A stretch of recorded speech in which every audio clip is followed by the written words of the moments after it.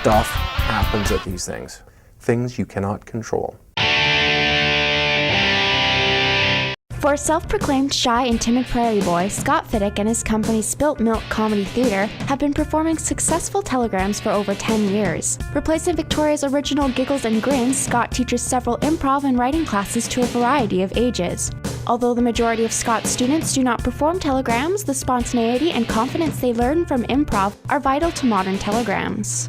If you have to be able to adapt on the fly, you have to fly by the seat of your pants, you have to be able to get through and understand dynamics of a room, a place you've never played before, people you've never met before, and be able to deliver and honor your guest of honor. In preparation for telegrams, performers write scripts, create characters, warm up, and use props, costumes, and makeup. We wish you a silly Christmas. We wish you a silly Christmas and a happy New Year. We get weird calls, and I had to.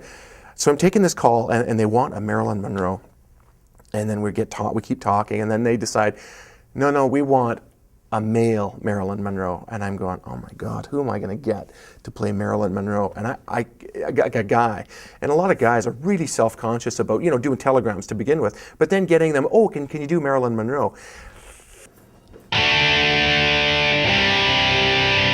You have a lot of creative license and a lot of creative control, and you can have quite an impact on that room. And it's so much more than what people normally think a telegram is. Like when I first heard singing telegram, you think, black top hat.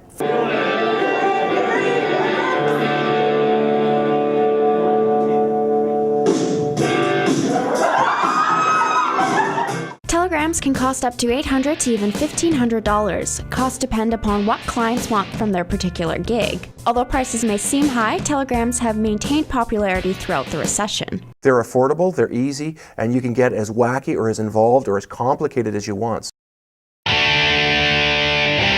That's totally different from my kind of mundane life.